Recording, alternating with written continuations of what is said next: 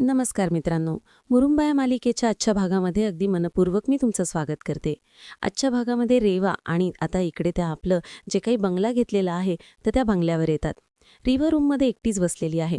तिला मात्र आता रमा आणि अक्षय या दोघांचं जे काही बोलणं आहे ते सगळं बोलणं मात्र तिथे आठवतंय. कारण जेव्हा ती आता रमा आणि अक्षयला वाचवायला गेलेली आहे, आता हा तांबटकर त्यांचा ॲक्सिडेंट करत आहे आणि त्यावेळेस मात्र आता नंतर जे काही रमाक्ष बोललेलं आहे ते सर्व रेवाला आठवत असते. ती सगळ्याचा ती विचार करत असते. आता या सगळ्याचा विचार करून तिला असं वाटतं की आपण आता इतकी त्यांच्याविषयी चांगला विचार करतो, त्यांना आपण आत्तापर्यंत जो काही त्रास दिला त्या सगळ्याचं आपण अगदी प्रायश्चित्त भोगत आहोत, तरीसुद्धा त्यांचा आपल्यावर विश्वास नाही बसत. आपण बदललो तरीसुद्धा. आणि तेवढ्यात मात्र आता तांबटकर तिच्यासाठी काहीतरी घेऊन येतो, ज्यूस वगैरे. हे बघ रेवा डार्लिंग, अगं स्माईल कर थोडीशी आणि ज्यूस वगैरे घे, तुला बरं वाटेल, थोडीशी शक्ती तुला येईन, कारण सकाळपासून तू खूप ड्रेस घेतलेला आहे. आता रेवा लगेच म्हणते की हे बघ विशू, मला तुझ्याशी बोलायचं आहे. आपल्याला आमचे सबस्क्रायबर पूर्ण करायचे आहेत, म्हणून कृपया आमच्या चॅनलला सबस्क्राईब करा. तुझ्या मनात सुद्धा आता खूप काही प्रश्न पडले असतील की नक्की काय झालं होतं, हे लोक कोण आहेत आणि ते लोक आता इतकं मला तुझ्यासमोर का बोललं असतील, नक्की त्यांना काय त्यांच्या मनामध्ये आहे हे तुला जाणून घ्यायचं असेल. हे बघ आता विशू, मला तुला हे सांगायचंय की हे सर्व मी का केलं. हे बघ विशू, मात्र आपली भेट आहे तर ती तुरुंगात झाली होती. तो कार्यक्रमाचा एक पाहुणा म्हणून तेथे आला होता आणि आज मात्र नियतीने आपल्याला शेवटी एकत्र आणलं. आणि तेव्हा सुद्धा मी तुला विचारलं होतं की मी तुरुंगात का गेले हे तुला माहिती करून घ्यायचंय की काय. यावरती आता विश्वनाथ म्हणतो की कारण तेव्हा सुद्धा माझं जे उत्तर होतं तर ते आज सुद्धा तेच उत्तर आहे. आणि तो आता रेवाचा हात आपल्या हातामध्ये धरतो आणि म्हणतो की हे बघ, मला त्या प्रश्नाची आणि उत्तराची काही गरज नाही. हे बघ, तू सुद्धा मात्र आता हे सगळं एक वाईट स्वप्न म्हणून सोडून दे. हे बघ अरे, भूतकाळ सुद्धा तो मान्य नाही करणार, परंतु तुझा माझ्यावर विश्वास तर आहे ना. पण मला मात्र माझ्या पापाच्या ओझ्यातून बाहेर पडायचं आहे आणि त्यासाठी मात्र तुझी साथ हवी आहे. आणि तुला हे सगळं माहिती असणं खूप गरजेचं आहे आणि माझं भूतकाळ तुला माहिती असणं खूप गरजेचं आहे. तेव्हा आता विश्वनाथ म्हणतो की हे बघ शांत हो, मला तुझं भूतकाळ माहिती असणं काही गरजेचं नाही. हे बघ, तू मला जशी हवी आहेस तशीच हवी आहेस. हे बघ, तुझ्यासाठी मात्र मी वाटेल ते करायला तयार आहे आणि मी असं काहीतरी करेन की शत्रूसाठी मात्र अश्रू ढाळायला सुद्धा कोणी राहिलं नसेल. यावरती रेवा म्हणते की हे बघ विशू, तुला सूट घ्यायचं आहे तर तू सूट घेऊ शकतो, परंतु त्या अगोदर माझी काय इच्छा आहे जाणून तर घेशील ना. हे बघ, मला मात्र ह्या पापाच्या ओझ्यातून बाहेर पडण्याची शेवटची संधी असेल. मला नाही वाटत की ती संधी तू वाया जाऊन देऊ नकोस. म्हणून हे बघ विशू, मला अगदी तुझ्या मदतीची गरज आहे. तू नक्की मला तर काय अगदी प्रॉमिस करशील. आता विश्वनाथ म्हणतो की ठीक आहे, जशी तुझी इच्छा असेल तसं होईल. एक गोष्ट लक्षात ठेवायची की ह्या तुझ्यासाठी मात्र मी इकडचं जग तिकडे करू शकतो. तुझ्यासाठी मी काही करायला तयार आहे. सगळं काही तुझ्या मनासारखं होईल, तुझ्या सगळ्या इच्छा पूर्ण होतील. त्यामुळे सांग, तुझ्या मनात नक्की काय इच्छा आहे. आता रेवा म्हणते की ठीक आहे, मी सुरुवातीपासून सुरुवात करते. रेवा मात्र आता त्याला सगळं काही सांगायला सुरुवात करते. त्यानंतर आता इकडे रमा एकटीच बसलेली असते. अक्षय तिथे येतो. अक्षय म्हणतो की आता मात्र आपण पुन्हा एकदा खूप दिवसातून आता संपूर्ण कुटुंबाबरोबर गुढीपाडवा साजरा करणार आहोत. मात्र आपण आता पूजेची सर्व तयारी करायची लवकरच. कुणालाही कशाचीही दागा सोडायला नकोय. आणि हे बघ, लवकर सकाळी उठायचं. रमा मात्र आता शांत असते. अक्षय तिच्याकडे बघतो आणि विचारतो की काय झालं आणि काय झालं असं पुन्हा विचारतो. तेव्हा आता रमा अगदी नागाने नाक फुगूनच बसलेली असते. तेव्हा अक्षय पुन्हा विचारतो की अगं काय झालं. तेव्हा रमा त्याच्याकडे रागाने पाहते. आता अक्षय म्हणतो की अरे यार, नको त्या पुन्हा रेवाचा विचार करू बरं. आता रमा म्हणते की मी त्यांचा विचार का करू, कारण घरचेच मला इतक्या जखमा देतात. आता अक्षय विचारतो की जखमा दिल्यास आणि नक्की तू काय बोलतेस, कोण बोललं बरं रमा तुला. तेव्हा आता रमा रुसून बसलेली असते.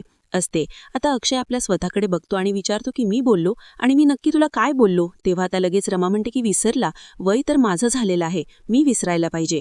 आता अक्षय लगेच म्हणतो की अगं बाई रमा, अगं काही मी तुझी गंमत करत होतो आणि तू इतकं सिरियसली घेतलंस, काय यार तू पण. तेव्हा आता रमा म्हणते की गमतीत बोललात का तुम्ही, गमतीत बोलला तुम्ही इतकं सर्व. आणि हे बघा, गंमत केली अजिबात नाही, जे तुमच्या मनामध्ये होतं तेच ओठावर आलं. मी म्हातारी झालेली आहे, माझं वय झालेलं आहे आणि मी आरशामध्ये बसून माझे सुरकुते मोजत आहे. तर अक्षय म्हणतो की कमॉन यार रमा, अगं खरंच मी सांगतो ना, असं काही नाही, तू नको इतकं मनाला वाईट वाटून घेऊस. असं बायकोला कसं म्हणेन बरं. अगं गंमत चालू होती. अगं हे बघ, गप्पा सुरू होत्या म्हणून असं काहीतरी मी अलंकारिक बोलून गेलो. वरती रेवा चिडूनच म्हणते की खरंच आता छान, आणि माझ्या वाढत्या वयाला मात्र तुम्ही अलंकारीच म्हणतायत. तुमचं मात्र अगदी छान चाललं आहे, अगदी छान सुरू आहे. आणि रमा रुसून बसते. तर अक्षय म्हणतो की अगं बाई, हे बघ, अगं असं वेडेपणा करू नकोस. माझ्या बोलण्याला मात्र तू असं बोलणं समजू नकोस. आणि हे बघ, बघ, या सगळ्याची गरज नाही चिडण्याची, वयाची, आणि या वयात मात्र तू इतकं ताण करून घेऊ नकोस. तेव्हा तर रमा पुन्हा रागाने अक्षयकडे पाहत असते. अक्षय आपलं तोंड दाबतो, तर रमा अगदी नाक फुगूनच त्याच्याकडे पाहते. आणि आता अक्षय म्हणतो की अगं, मला असं म्हणायचं आहे की कुठल्याच वयामध्ये इतकं ताण नकोय डोक्याला. फक्त तू तुझ्या डोक्याला ताण देऊ नकोस. मी तुझी गंमत करत होतो, पण हे असले काही विचार करू नकोस. अगं, माझं काही म्हणणं नव्हतं, अगदी आपलं सहजपणे म्हणून गेलो. अगं, ती मला चिडवत होते म्हणून मी सुद्धा कसं गप्प बसणार बरं? ते मला इतके चिडवत होते म्हणून मी सुद्धा काउंटर केलं त्यांना. आपल्याला आमचे सबस्क्रायबर पूर्ण करायचे आहेत, म्हणून कृपया आमच्या चॅनलला सबस्क्राईब करा. तेव्हा मात्र आता लगेच रमा म्हणते की हो का, काउंटर दिला आणि तुम्हाला काउंटरच द्यायचा होता म्हणून मला तुम्ही आता पुलामध्ये अडकवलं. आणि तुम्ही नक्की काय म्हणायला होतात बरं? आणि मी तुमच्या हाक मारल्यानंतर मी ओ देत नाही का? आणि मी तुमच्याकडे कसं लक्ष देत नाही? तुम्ही मात्र दाखवून दिलं बाहेर तिकडे आणि सहानुभूती मिळवली. तर तेव्हा आता अक्षय म्हणतो की का यार, आणि तो रमाला जवळ घेतो. अजूनपर्यंत रागावलेली आहे आणि ती रुसून सुद्धा बसलेली आहे. तर अक्षय तिला जवळ घेतो आणि म्हणतो की इकडे बघ रमा. आणि तो मात्र आता रमाला आरशासमोर बसवतो आणि म्हणतो की बघ ते चेहऱ्यावरचं तेज बघ, अगं डोळ्यातील तेज बघ, हे बघ, आहे का एकतरी सुरकुती? कुणाला वाटेल बरं ह्या बाईचं लग्न झालेलं आहे, इतके दिवस झालेले आहेत तर? बघ ना किती तरुण दिसते. आणि बाई नाही बाई, ही तर तरुणी आहे, तरुणी. या तरुणीचं लग्न होऊन मात्र 10 वर्ष झालेले आहेत असं कोणी म्हणेल का? बघ ना, चेहरा एकदम आपला आरशामध्ये. नंतर मात्र आता रमा म्हणते की हे बघा, लाडी गोडी लावून काही उपयोग होणार नाही. एकदा की बाण सुटला तो बाण मात्र परत घेता येत नाही मिस्टर मुकादम. यावरती अक्षय म्हणतो की कमाल बोललीस. अगं मग आता जे काही मी बोललो त्याची शिक्षा देशील ना मला? आणि हे बघ, आता मात्र मी शिक्षा भोगतोय, आता मात्र तू इकडे बघ. म्हणून तो रमाचा चेहरा वळवत असतो आणि स्वतःचे कान पकडून उठावाशा करायला सुरुवात करतो. हे बघ, तुम्हाला 100 उठावाशा काढायला सांग, मी काढेन. म्हणून रमा आता त्याच्याकडे अगदी कानडोळ्याने पाहत असते आणि तो उठावाशा काढत असतो. उठावाशा काढत असतो.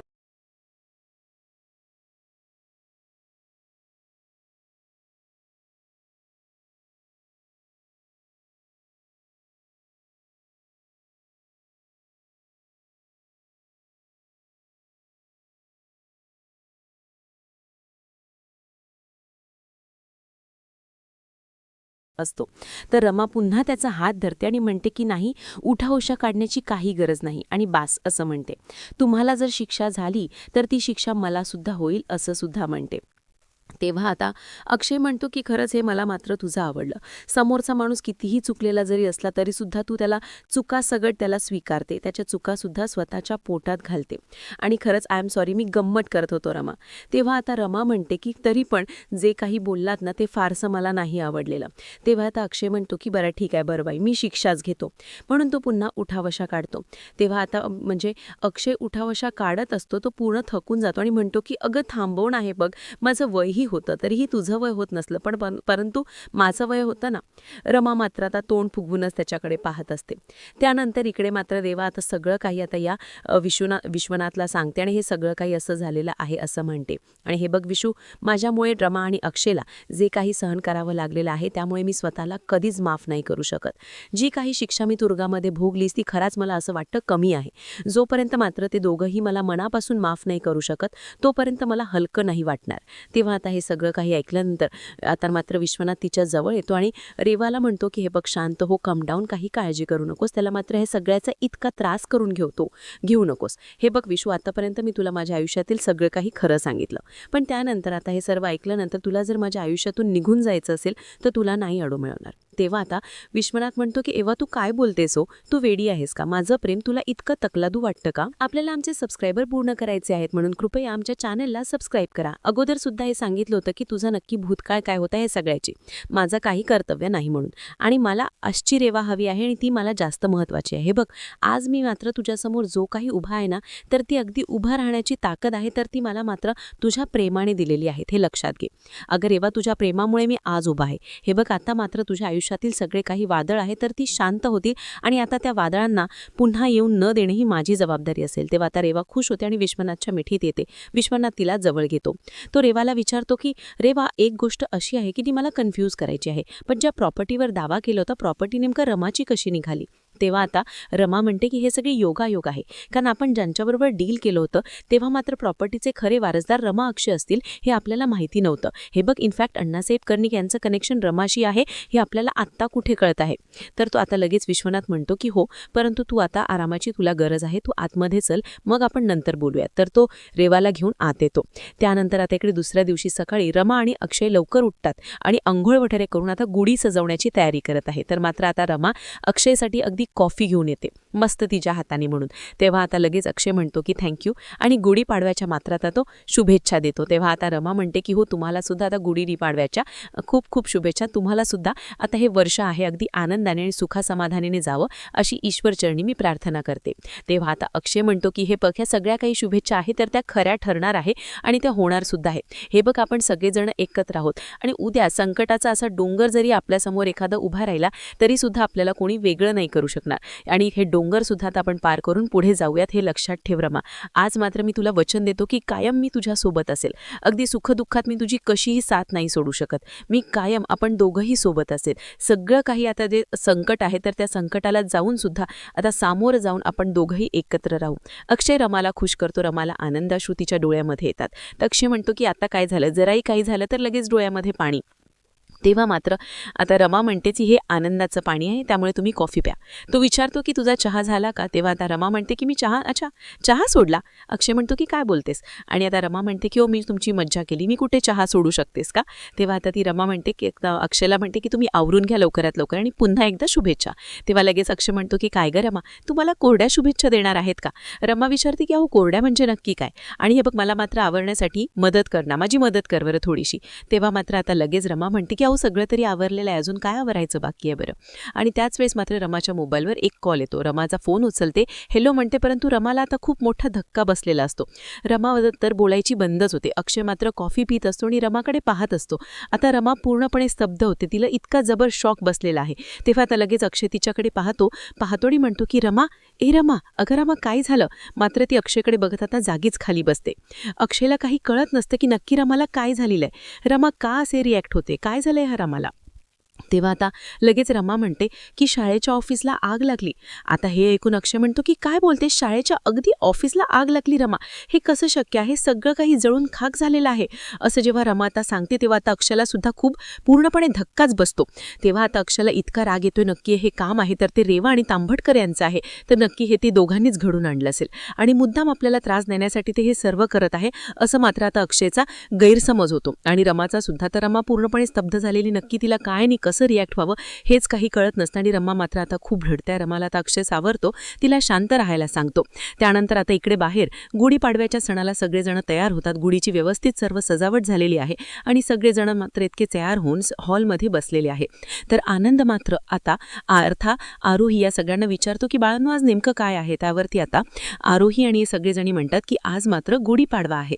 त्यावरती आता आनंद म्हणतो की हो, गुढीपाडवा म्हणजे आता आपल्या सगळ्यांचं एक नवीन वर्ष आहे. ते चैत्र शुद्ध प्रतिपदा आणि आता 14 वर्षाचा जो काही वनवास आहे तर ते प्रभू श्री रामचंद्र आहे ना, ते संपून मात्र आपल्या घरी आले होते. आपल्या विजय, वाईटावर चांगल्याचा हा विजय, आणि त्याच अगदी वाईटावर मात्र आपण सगळेजण घरोघरी गुढ्या उभारतो आणि गुढीपाडवा साजरा करतो. म्हणून तो गुढीपाडव्याबद्दल माहिती मात्र आता सगळ्यांना दिलेली आहे. तर त्यानंतर आता अभि विचारतो की अरे काय आहे सर्व या दिवसाबद्दलचे तुमची एक्साइटमेंट कुठे, नक्की काय आहे, हे सर्व काय होतं. तेव्हा लगेच आनंद म्हणतो की बघा ना, हे सर्व डोक्यावरून गेलेलं आहे. तर हे बघा, अगोदर जेव्हा आम्ही तुमच्या वयाचं होतं तेव्हा गुढी उभारण्याची जी काही चढावड आहे ती आमच्यामध्ये होत होती. आणि काय ती गुढी आणि त्याच्यावर अगदी ती रेशमी साडी आणि काय तो तांब्या. खरंच अगदी आमच्यावर मयुरी म्हणते की हो ना, आणि तो प्रसाद कडुलिंबाच्या पानाचा आणि साखरेचा तो प्रसाद अगदी खाल्ल्याशिवाय होतच नव्हतं. तेवढ्यात तेथे पार्वती आजी येते. पार्वती आजी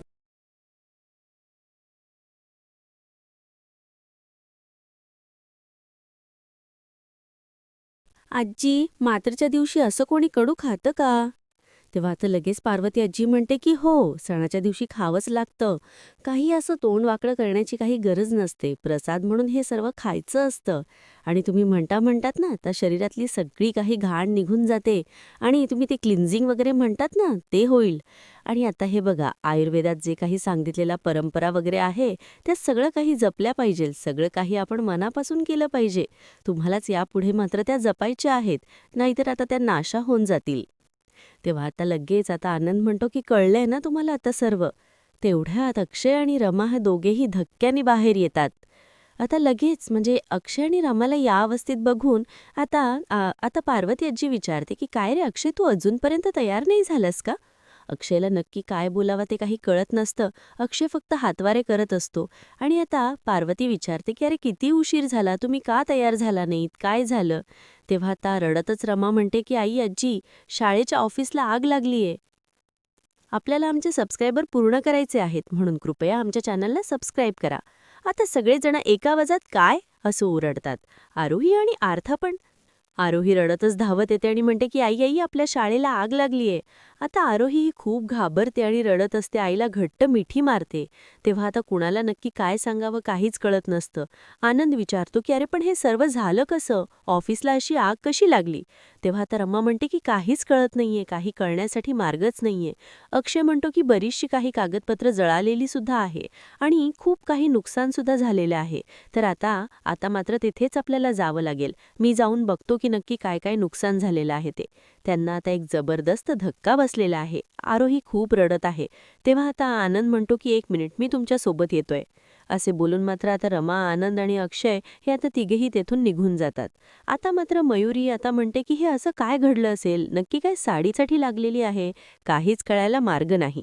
तेव्हा आता पार्वती आजी आरवीला शांत करते आणि आपल्या मनात म्हणत असते की आज मात्र पाडव्याचा मुहूर्त आहे आणि या पाडव्याच्याच मुहूर्तावर हे असं कसं घडलं असेल. म्हणजे हे सगळं काही अगदी घडलेलं आहे की कोणी जाणून बुजून हे सर्व केलेलं आहे. तर त्यानंतर आता इकडे रेवाला जाग येते आणि विशू आहे ना तिचा, तर तो तिच्यासोबत काही झोपलेला नसतो. नक्की तो कुठे गेला मात्र आता तिला काही माहिती नसतं. म्हणून मात्र ती आता विशू अगदी पाहते आणि विशू तिची शेजारी दिसत नाही. म्हणून ती लगेच आता उठून लाईट ऑन करते आणि बघते तर काय, येथे विशू नसतो. म्हणून ती आता लाईट ऑन करून आता या विशूला बाहेर शोधायला येते. विशू करून त्याला आवाज देत असते, परंतु विशू काही तिच्या आवाजाला प्रतिसाद देत नाही. म्हणून ती पुन्हा आता विशू रे विशू तुला आवाज ऐकू येतो का म्हणून त्याला आवाज देत असते. अरे तू कुठे आहेस विशू म्हणून ती त्याच्या मोबाईलवर कॉल करते आणि तेवढ्यातच आता दरवाजात मधून मात्र तो रेवा डार्लिंग करतच येतो. त्यावरती आता रेवा त्याला फोन करत असते आणि त्याला बघून मात्र ती विचारते की काय रे विशू, अरे तू कुठे गेला होतास? जेव्हा मला जाग आली तेव्हा मी उठले आणि तू माझ्या सोबत नव्हता. मी तुला किती आवाज दिले होते आणि तुला वाटलं. तर विश्वनाथ म्हणतो की तुला काय वाटलं की मी तुला एकटीला सोडून निघून गेलो, पळून गेलो की काय? अगं असं काय करतेस तू, एका महत्त्वाच्या कामासाठी गेलो होतो. तेव्हा तर रेवा विचारते की अरे पाचगडीमध्ये काय असं महत्त्वाचं काम होतं तुझं? तेव्हा आता विश्वनाथ म्हणतो की म्हणजे माणसाने आता महत्त्वाच्या कामाशिवाय घराबाहेर पडायचंच नाही का? आणि हे बघ ॲक्च्युली अगं काही नव्हतं. माझी बायको मात्र इतक्या दिवसातून शांत आणि मस्त झोपली होती आणि म्हटलं की तिला झोपून द्यावं, कशाला डिस्टर्ब करावं. आणि मी बाहेर पडलो, मस्तपैकी पाचगणीच्या थंडीमध्ये फेरफटका मारला. तुझ्यासाठी मात्र ही गुलाबाची ताजी फुलं घेऊन आलो. आणि अगदी ती फुलं रेवाला देत तो हसत असतो. तेव्हा रेवाला खूप आसू येते, ती अगदी खुश होते आणि विशू खरंच थँक्यू, खूपच थँक्यू, खूपच. तर विशू विचारतो की मस्त आहेत ना फुलं?